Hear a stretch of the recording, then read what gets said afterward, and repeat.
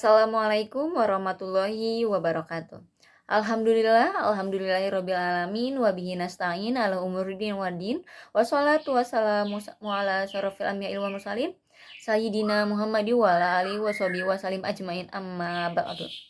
Yang terhormat kepada dosen pengampu tafsir Ahkam Bapak Dr. Andes Abdul Ghafur MA dan teman-teman sekalian. Baik, di sini saya akan menjelaskan tentang tafsir ayat-ayat Al-Quran yang berhubungan dengan Bugot pada surat An-Nisa ayat 59 dan surat Al-Hujurat pada ayat 9. Selanjutnya, saya akan membacakan tafsir surat An-Nisa ayat 59 yang berbunyi Bismillahirrahmanirrahim. Ya ayyuhalladzina amanu atiullaha wa atiur rasul wa ulil amri minkum. فَأَنْ تَنَازَعْتُمْ فِي شَيْءٍ فَرُدُّوهُ إِلَى اللَّهِ وَالرَّسُولِ إِن كُنتُمْ تُؤْمِنُونَ بِاللَّهِ وَالْيَوْمِ الْآخِرِ ذَلِكَ خَيْرٌ وَأَحْسَنُ تَأْوِيلًا. Yang artinya, wahai orang-orang yang beriman, taatilah Allah dan taatilah Rasul atau Muhammad dan ulil amri, pemegang kekuasaan di antara kamu. Kemudian jika kamu berbeda pendapat tentang sesuatu, maka kembalilah kepada Allah atau Al-Quran dan Rasul atau sunnahnya. Jika kamu beriman kepada Allah dan hari kemudian, yang demikian itu lebih utama bagimu dan lebih baik akibatnya. Baik, selanjutnya tafsir mufradat dari surat An-Nisa ayat 59 yaitu ulil amri, yang artinya ulil, pemangku, amri itu sendiri urusan. Nah, jadi ulil amri itu artinya pemangku urusan atau kepentingan. Nah, para ulama berpendapat mengenai pengertian yang kata ulil amri dalam Al-Quran, maksudnya adalah penguasa. Ada yang mengatakan imam-imam di kalangan Ahlul Bait atau dari keluarga Nabi. Ada yang mengatakan penyeru kepada kebaikan, dan ada yang mengatakan juga pemuka-pemuka agama nih yang diikuti kata-katanya berdasarkan An-Nisa ayat 59 harus dipatuhi di samping Allah dan Nabi Muhammad adalah orang-orang tersebut. Nah, orang-orang yang memegang kekuasaan itu meliputi pemerintah, penguasa, pemimpin masyarakat. Nah, asbabun nuzul dari surat An-Nisa ayat 59 ini diriwayatkan dari Ibnu Abbas bahwasannya setelah Rasulullah SAW memasuki kota Mekah pada hari pembebasannya, Utsman bin Thalha, pengurus Ka'bah pada waktu itu menguasai pintu Ka'bah. Nah, ia tidak mau memberikan kunci Ka'bah pada Rasulullah SAW. Kemudian Ali bin Abi Thalib merebut kunci Ka'bah itu dari Utsman bin Thalha tersebut secara paksa dan membuka Ka'bah itu, lalu Rasulullah masuk ke dalamnya. Dan Rasulullah melakukan sholat 2 rakaat. Nah, setelah itu beliau keluar dari Ka'bah. Tampilan pamannya Abbas ke hadapannya dan meminta agar kunci itu diserahkan kepadanya dan meminta diberi jabatan pemelihara Ka'bah dan jabatan penyediaan air untuk jamaah haji. Nah, maka turunlah ayat ini. Lalu Rasulullah SAW memerintahkan Ali bin Abi Thalib mengembalikan kunci Ka'bah tersebut kepada Utsman bin Thalha dan meminta maaf kepadanya atas perbuatannya telah merebut kunci itu secara paksa. Nah, tafsir dari surat An-Nisa ayat 59 ini memerintahkan agar kaum muslim taat dan patuh kepadanya, Rasulnya, dan orang-orang yang memegang kekuasaan di antara mereka, agar tercipta kemaslahatan umum. Menurut tafsir Kemenak, untuk kesempurnaan pelaksanaan amanat dan hukum sebaik-baiknya dan adil-adilnya, dan hendaklah kaum muslimin melakukan 4 cara ini. Yang pertama, taat dan patuh kepada perintah Allah. Yang kedua, melaksanakan ajaran-ajaran yang dibawa Rasulullah SAW. Yang ketiga, patuh pada ketentuan-ketentuan yang telah ditetapkan ulil amri. Dan yang keempat, kalau ada sesuatu yang dipersilakan dan tidak tercapai pada kesepakatannya, dikembalikan kepada Al-Quran dan hadis. Nah, selanjutnya yaitu hukum syariat yang terdapat dalam surat An-Nisa ayat 59. Ulama berpendapat bahwasannya ayat ini tuh mengandung informasi tentang dalil-dalil hukum syariat, yaitu yang pertama Al-Quran, yang kedua Sunnah, yang ketiga ijma atau kesepakatan, yang keempat analogi atau kias. Lalu setelah diterangkan pada ayat ini, besarnya pahala dan balasan bagi orang-orang yang beriman dan beramal soleh, maka pada ayat-ayat ini diterangkan bahwa di antara amal-amal soleh yang penting adalah melaksanakan amanat dan menetapkan hukum antara manusia dengan adil dan jujur. Jadi, kesimpulan pada ayat surat tafsir An-Nisa ayat 59, bahwasannya yang pertama, Allah mewajibkan kepada setiap muslim yang memikul amanat agar melaksanakannya dengan jujur, baik, amanat yang diterimanya dari Allah lah, atau amanat semua manusia. Yang kedua, Allah memerintahkan kepada setiap manusia agar berlaku adil dalam setiap tindakannya.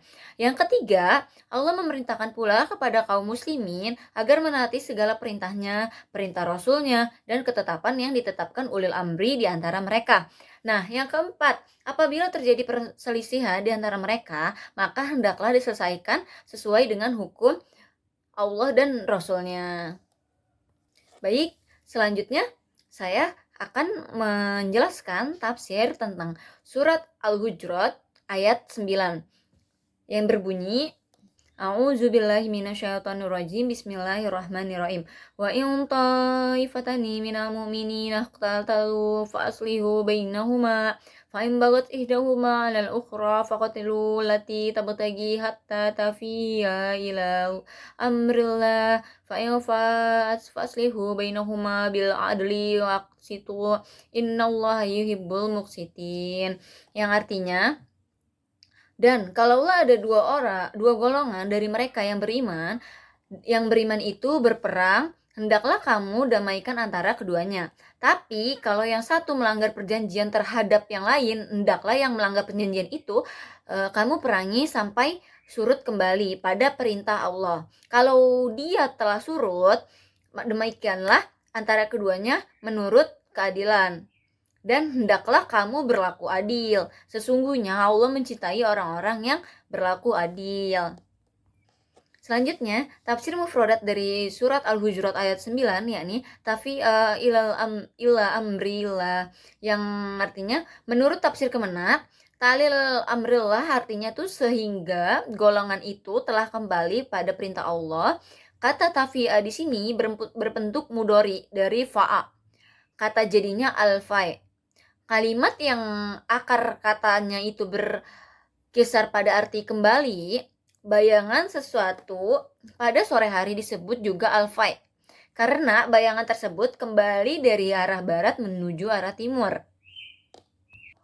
Asbabun nuzul dari surat Hujurat ayat 9 ini diriwayatkan oleh Qatadah bahwa ayat ini diturunkan berhubungan dengan peristiwa dua orang dari sahabat Ansor yang bersengketa tentang sesuatu urusan hak milik.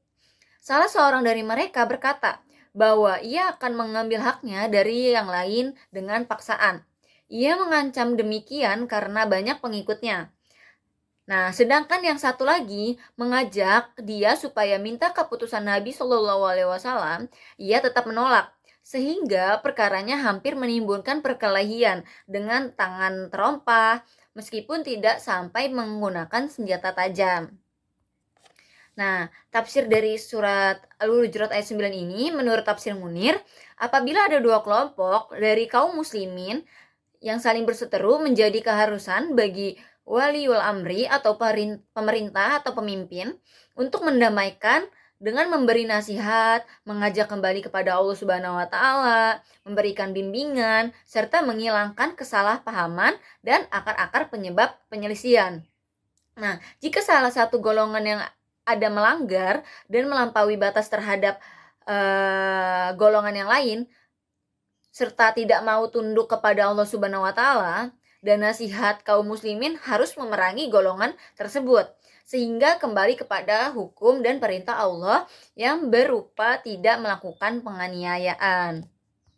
Nah, munasabah dari surat Al-Hujurat ayat 9 ini, pada ayat-ayat yang lalu, Allah memberikan peringatan agar jangan mudah menerima berita dari orang fisik tanpa mengecek kebenarannya terlebih dahulu atau tidak melakukan tabayun terlebih dahulu. Karena hal ini bisa menimbulkan korban dan penyesalan. Nah, pada ayat-ayat berikut, Allah kembali menerangkan bahwasannya berita-berita itu mungkin membawa akibat yang buruk atau menyebabkan kepecahan dan permusuhan di antara dua golongan kaum muslimin. Bahkan dapat pula berakibat sampai menimbulkan peperangan. Nah, kesimpulan dari surat Al-Hujurat ini, ayat 9, yang pertama, jika ada dua golongan yang beriman bersengketa, mereka harus diusahakan supaya mereka berdamai, dan jika golongan tidak mau diajak damai, maka membangkang itu harus diperangi sehingga ia tunduk dan bersedia mengadakan perdamaian tersebut. Dan yang kedua, usaha perdamaian harus diusahakan antara perseorangan yang bersengketa, mengingat mereka semua ini bersaudara.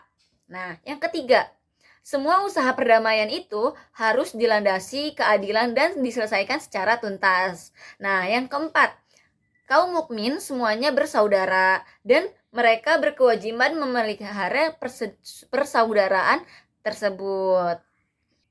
Selanjutnya, saya akan menutup penjelasan pada hari ini. Semoga bermanfaat. Billahi taufiq wal hidayah. Wassalamualaikum warahmatullahi wabarakatuh.